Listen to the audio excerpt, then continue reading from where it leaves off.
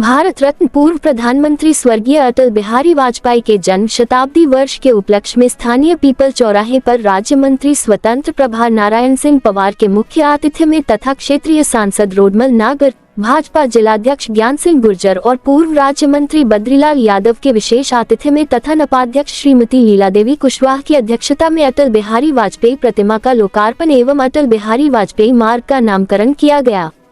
इस मौके पर मुख्य अतिथि नारायण सिंह पवार ने कहा कि राजनीतिक निर्णय के माध्यम से अटल बिहारी वाजपेयी के पूरे व्यक्तित्व को नहीं समझा जा सकता। अटल जी का जीवन ये सिखाता है कि लोकतांत्रिक परंपराओं, राष्ट्रीयता, व्यक्तित्व जीवन में सुचित्रा, सकारात्मक और धैर्य के साथ राष्ट्र व समाज के प्रति अपने दायित्वों का निर्वहन किस प्रकार करना है। अटल स्मृति वर्ष हमें ये संकल्प दिलाते हैं कि राजनीति राष्ट्र सेवा और लोक कल्याण का साधन है।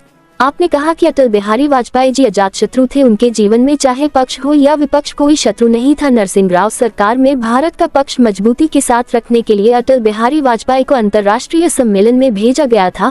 वाजपेयी जी ने डॉक्टर श्यामा प्रसाद मुखर्जी के कार्यों को आगे बढ़ाया। ऐसे राष्ट्रभक्त का जन्म शताब्दी वर्ष पूरे भारत में साल भर मनाया जाएगा।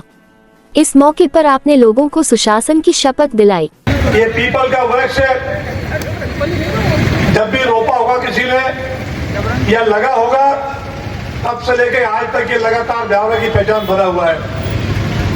पूर्व में ब्यावरा नगर की ज्वलंत समस्याओं को लेकर के हमारे शहर के कुछ साथी भाई एक बोर्ड रोज लगाते थे, आज की समस्या, और एक बोर्ड लेकर के पीपल पे टांग देते। लोग सुबह सुबह घर से उठते तो सबसे पहले पीपल की डाल पे लगा हुआ बोर्ड देखते हैं आज का क्या समाचार है।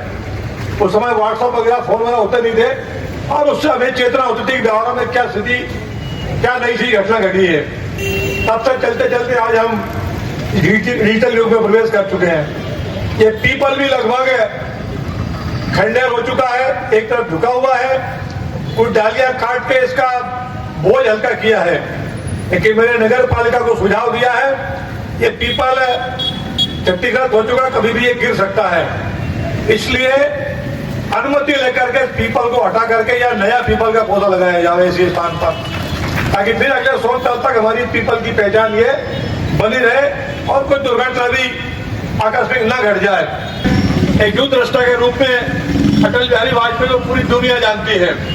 अटल के सबके हृदय पर राज करने वाले अटल जी का नाम आते ही लोगों का श्रद्धा से सिर झुक जाता था, आज भी झुक जाता है। ऐसा अजात शत्रु जिसका जीवन में कोई शत्रु ही ना हो, नरसिंह राव ने अटल जी को भेजा, वहां आप जाइए और भारत का पक्ष मजबूती से रखिए। इस प्रकार का भाव था राजनीति में भी। डॉक्टर मुखर्जी ने कहा, अटल जी आप वापस जाइए क्योंकि मेरी गिरफ्तारी होने वाली है और मेरे जीवन पे आपको कोई भरोसा नहीं है। आप देशवासियों को बता दीजिए अपनी कलम के माध्यम से कि डॉक्टर मुखर्जी ने बिना परमिट कश्मीर में प्रवेश कर लिया है। कश्मीर भारत का अभिन्न अंग है, इसको कोई रोक नहीं सकता है। अगर राष्ट्र हित में राजनीतिक रूप से किसी नेता का बलिदान हुआ तो डॉक्टर श्यामा प्रसाद मुखर्जी का पहला बलिदान इस राष्ट्र के लिए हुआ, राष्ट्र की एकता के लिए हुआ। उस संदेश को अटल जी देश में लाए, बाद में देश में खालीपन आया। अटल जी को लगा कि डॉक्टर मुखर्जी की योजना को, नीतियों को, जिस बात का उन्होंने बलिदान किया उसको बात को आगे बढ़ाना चाहिए। अटल जी ने जनसंघ में प्रवेश लिया और आगे चल करके वह अपना पूरा जीवन काल इस राष्ट्र को समर्पित करते रहे। स्थापित करने के लिए सदैव संकल्पित रहूंगा और शासन को अधिक पारदर्शी, सहभागी, जन कल्याण केंद्रित तथा जवाबदेह बनाने के लिए हर संभव प्रयास करता रहूंगा। प्रदेश के नागरिकों के जीवन में, प्रदेश के नागरिक जीवन स्तर में सुधार लाने के लिए, लक्ष्य को पाने के लिए सदैव तत्पर रहूंगा।